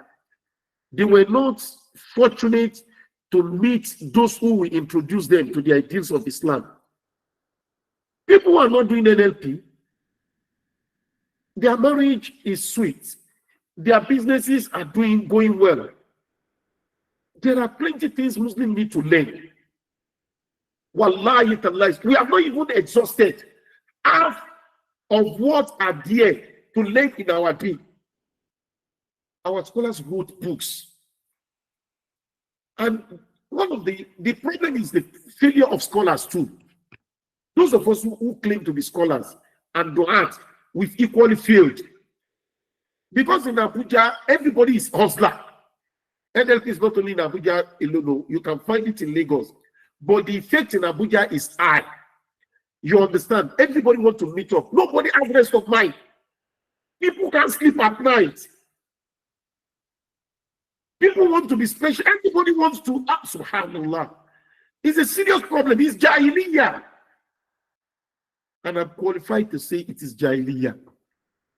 Like I've always told people, if you studied accounting, if you studied medicine, these are valuable courses.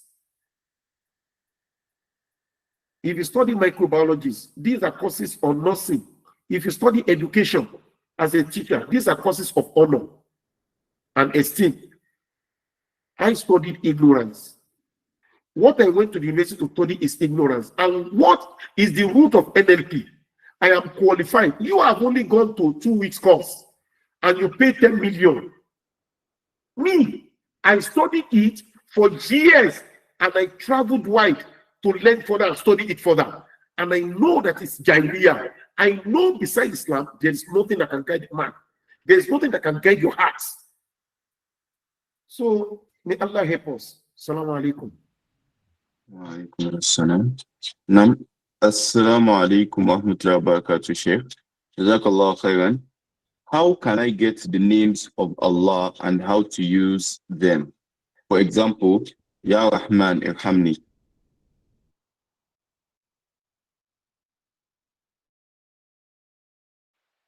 Yes, like Ya Rahman Irhamni, Ya Razak Irzukni, something like that. So how can she get to those prayers? The names of Allah are everywhere. It's because, you know, those are the things that really matter in our life. What we can use to call Allah, they are in books. Names of Allah are therefore in books. But Muslims are looking for what Allah did not send them. NLP. You can get them in books. They talk about 99 names of Allah. Look for 99 names of Allah. You can even Google it. You understand? But now that how you can now say, Ya Rahman Irhamni, that is what follows. How can you say to apply it? This is where our problem is. We have not completed learning Islam, how to talk to Allah, how to, do you get in a little Arabic something? We are learning dirty, filthy things, motivational speeches. Wallahu a'lam. Wallahi, I am only talking the truth. I'm saying the truth. This program is Tadhkiroh. Tadhkiroh is reminder. There's nothing I'm telling you here that you do not know before. I'm only here to remind you. And sometimes truth could be bitter. And I'm sorry that I wouldn't be sorry for saying the truth. I'm sorry that I'm not sorry for saying the truth. Wallahu a'lam. Assalamu alaikum. Wa alaikum assalam. Assalamu alaikum wa rahmatullahi wa barakatuh. Jazakallah khairan ya Sheikh. Please, can you expatiate further on the Nawafil prayer we can observe aside Dua and Tahajjud that is highly recommended for us as Muslims? Wallahu a'lam. I hope the person who is asking this question is already consistent in Tahajjud and Duha. You see, because let's first of all get used to the one that we know before we apply for the one that are not so common. There is Salatul Tasbih, there are Salatul Rawatib. These are the one I know. Do you get it now? What Allah requires of us to draw us closer, they are not plenty. Read Quran, do Tahajjud, do Duha. That's all. That's all. You don't need to just be consistent in that. The Messenger of Allah said, Khayrul a'mal ma urida wa in qalla. The best of good deeds is the one that you are consistent in doing, or in qalla, even if it is little. Even if it is little that you do it, but you are very consistent. So, wallahu alam, yeah. Nam. Assalamu alaikum wa rahmatullahi wa barakatuh. Is it right for a husband to speak to his wife disrespectfully in front of their children? It's not right. And it's not right for the wife to misbehave. It's not right. I remember this kind of story that a husband insults the wife in the presence of the. I was about 2 years ago. It became a serious issue in the family, and I was invited to intervene to settle the something. Even though with anger, we were blaming the husband, and we spoke actually to the husband. But by the time the husband opened up his own side of the story, how the wife behind had messed up the husband's personality with a lot of lies. You know, a lot of matrimonial politics go on in the home front, and it's the children that we damage. By the time the husband opened up, and some of the children too testified, we discovered that some women could really be devilish. May Allah guide us. You know, a lot of politics go on. When I talk about matrimonial politics, it happens between husband and wife, but women do more evil in this than men. I'm involved. Do you get it now? I'm sorry, I'm not talking from the patriarchal angle. There is a particular sister who had studied at our institute long ago. Through her, I got to know the husband. This sister, the mother to the husband used to come and visit them from Kaduna because the husband is the only person that the woman gave birth to. Grandma would come and stay with them. This sister, who happened to be very close to me, was not comfortable with grandma coming. So he now told me that he has spoken to one imam in their neighborhood to set up the grandma, because whenever the grandma came, coincidentally, one of the children would be sick. That he said, the imam said that the grandma is a witch. So they should stop her coming. And this woman, the husband had died, and this is the only person she has. No any other person. She will come from Kaduna. In Abuja here, they now say that should. Now, the imam has said it, but the husband did not believe because the imam was perceived to be Buka. So this my student came to me so that if she could seek my help to also call the husband that the husband should rather be helping his mother in Kaduna and get the housemaid for the mother. And the husband should not allow the mother to be coming to Abuja to stay. That the mother has evil eye, evil eye. That because they know Abu Mazida is the father of evil eye, that we used. When I heard, I was angry. You know what really infuriated me is an insult. That you came to invite me, and you know me. Nobody has studied at the International Institute of Islamic Therapy and does not know me. There is nobody. And that's why I'm not usually surprised when I hear some people hate my face. They don't like me. And there are people, if they like me, I will seek refuge of Allah against them liking me. Because evil people among those who have come to study will never like me. Ask anybody who has studied here, they know my system of discipline. It may be your interpretation that I'm arrogant. Whatever interpretation you give it, walida in the hand. But I have my system which I've applied within my family and that is working for me and my life. And that I hopefully will save me on the day of Qiyamah and in my grave. I was annoyed that how would you bring this kind of thing to me? So when I said I can't do it, Then I said, I'm disappointed, maybe because of the way I spoke. She said, Sheikh, I'm very sorry. I'm very sorry.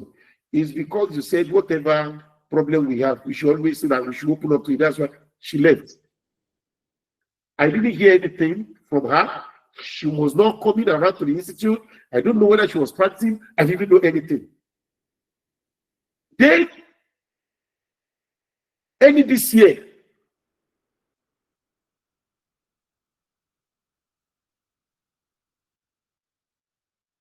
the grandma died. You know, I didn't hear anything about their family. Then the husband was also not coming around. Do you get it now? I didn't know them. I was on my own. Then the grandma died. And I did not know the grandma had died. Maybe 2 or 3 months after the grandma had died, someone now told me that they went to Kaduna, another student, with that particular therapist or sister, that they went to Kaduna to do janaiza. The person was not that grandma had died and everything.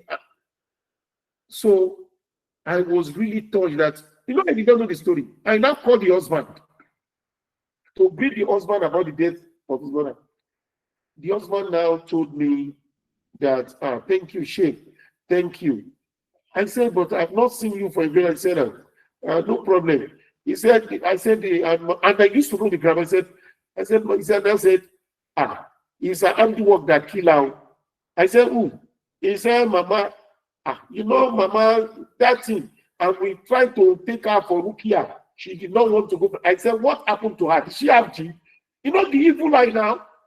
The evil eye. She has evil eye. That she has evil eye. I said, madam, can I see you? He said, yes. I took someone along. I went to the office. I said, how did you say? Because I had information from Mama. He said, yes, now. The imam in our neighborhood told us that Mama is a witch. And there's another person that told us, why. I even told Ajia to bring Mama to you. Ajia said, we should, that you yourself, you are no more trustworthy, that we should distance from you. Wallahi, this is a true life story. I now called the wife. The husband was there. You know, when the story was going, something was going on in my mind. What should I do? Should I say marriage? I now called you. I called, how are you? I said everything. I did not see. I had your mother-in-law died. He said, yes, she has died. I said, he said she died of evil eye. She now kept quiet. I said, is it true that she died of evil eye? Wallahi, she kept quiet. You know, the husband was just looking at me. I just called the phone. I just stood up. The man was asking me that, any problem, Sheikh? I said, no problem. I just came to greet you for your mother. That is women. And whoever is still doing that, whether you are listening to me or you are not listening to me, Allah will destroy you. If you still do that, to turn a son against his mother against the son, because you just came from somewhere. You know what you sisters don't know is that there is always a day of reckoning in the grave and in the day of Qiyamah. It's either you turn a man against his siblings, the siblings that they were sleeping in they passed through the same womb, they were wearing one another's clothes, sleeping on the same mat, on the same bed, they shared the poverty of their parents together, they shared the wealth of their parents together, they were the most beloved to one another. This one will get married and you will turn him against his siblings or against a sibling. Allah will turn you against his pleasure. Inshallah. That is one. The worst is now that you turn a child, including men too, you men too, that you turn your wives against their mother. Why? Sisters, if you realize, I don't know how you got information, that your wife, that your mother-in-law is a witch, why are you still in the house of the son of a witch? You have no business to marry the son of a witch. Leave the man. You are enjoying a good car bought by the son of a witch. You are enjoying the food and chicken provided by the son of a witch. You are enjoying pleasurable sex delivered by the son of a witch. And you make the life of a woman who struggles on her children, you make it miserable. Later, what I heard is that they stopped the grandma from coming to the house. The grandma was there alone. Later, the guy changed again towards the only person. This happened in Abuja here. So, if you say a man is talking to a woman anyhow, we beg the man to stop insulting the wife in the presence of the children. But women too, we beg you to fear Allah in your game of matrimonial politics. The way you turn children against their father, you are doing what? Well, look, many men are dying, they are going. It will remain you alone with those children. You are the one that will suffer the lack of barakah. Whenever I get to class, I ask my female students, I said, those of you who still have your father alive, raise up your hand. Nobody in the class will raise up hand, except one or two. Because all of them, their father don't die, like my father. Then I say, if your mother is still alive, raise up your hand, and all of them will raise up their hand. Is that not? And is that father you are frustrating? Allah will judge it. Salaam alaikum. Wa alaikum assalam wa rahmatullahi wa barakatuh. Is it shirk if a Muslim is cooking AYBG? Is shirk. Hey. Yoruba. Is shirk. AYBG. When someone have twins, he will be cooking beans. Do you get it now? He must cook the beans. He must cook the beans. That is idol worship. They believe twins are idols in Yoruba land. This is the Jahiliyyah of Yoruba people. It's shirk, and anybody who does it will incur the wrath of Allah. Wallahu alam. Now, assalamu alaikum wa rahmatullahi wa barakatuh. Jazakallahu khairan, Sam. My question is it wrong for someone to mention what he or she lacks in life to another person?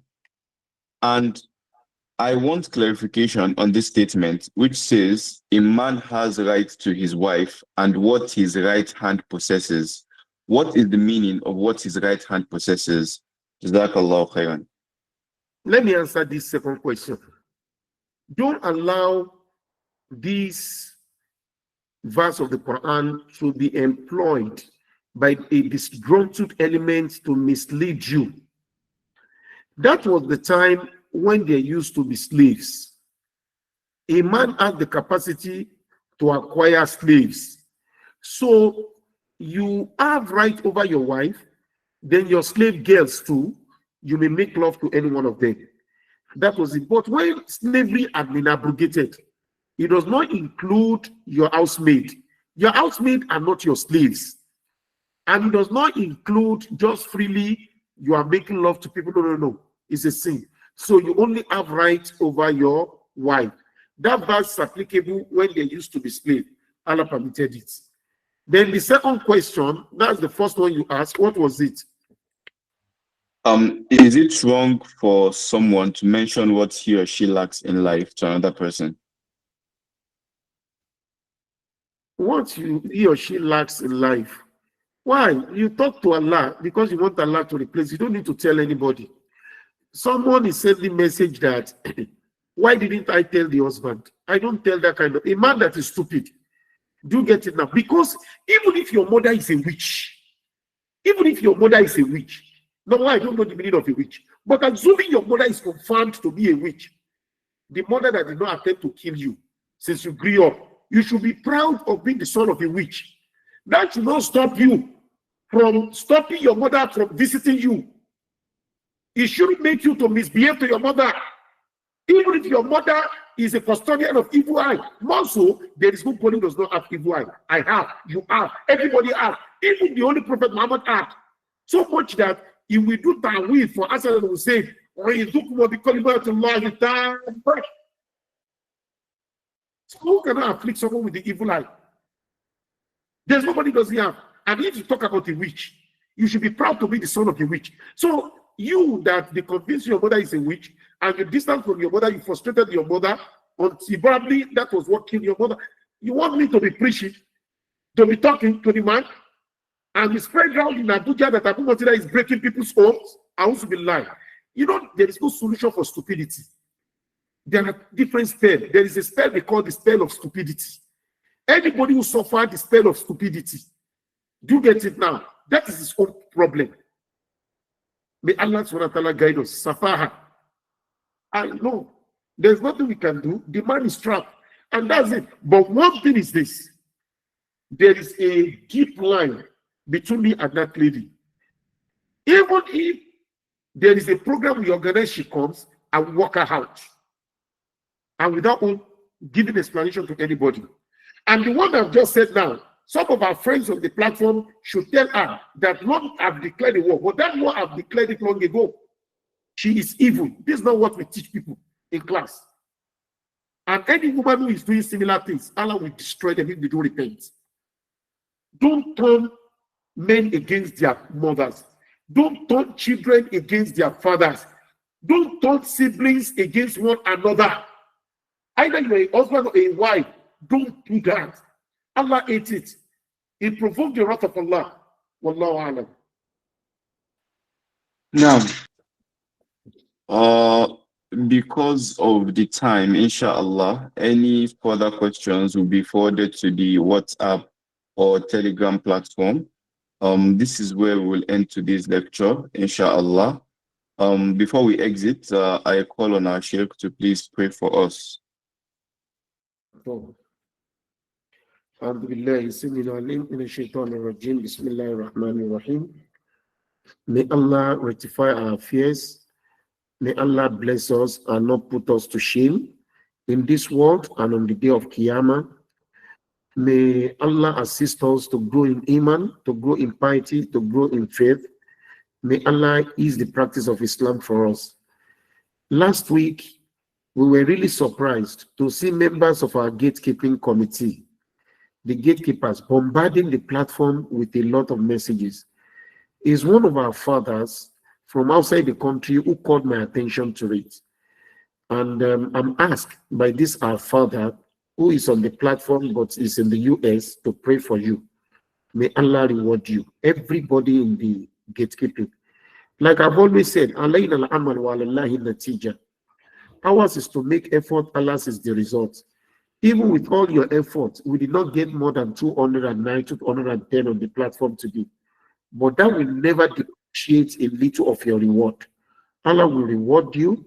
Allah will not deprive you of His mercy, of His compassion, of His favor. Allah will not deprive you of the pleasure. Keep making efforts. And those who are still standing by the ringside too, they should push and make efforts. As well as those who are on the platform who have failed to join the weekly Tadhkiroh live, they should form it, make it an habit to always join, and let's continue to share the words of Allah. Let it reach every home and every nook and cranny of this country.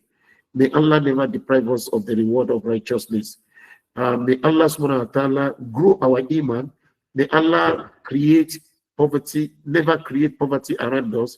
May Allah create a lot of wealth around us, wealth in us, wealth for us, wealth that will assist us to grow in Islam, to practice our Islam with ease, wealth that will lead us to the pleasure of Allah. The people of Gaza, Allahumma anzurhum ala man bagha alayhim, Allahumma anzurhum ala a'da'ihim, Allahumma dammir a'da'aka a'da' Allah, Allahumma dammir al-yahud wa al-nasara li'annahum la yu'minun, Allahumma dammirhum wa halikhum, Allahumma dammir Netanyahu, Benjamin Netanyahu, Allahumma ihlakahu wa dammirhu, Allahumma unsur mujahideen Gaza, Allahumma unsur mujahideen Gaza, Allahumma unsur fi Gaza wa fakkik aqdamahum ya arhamar rahimin. May Allah destroy Netanyahu. May Allah perish.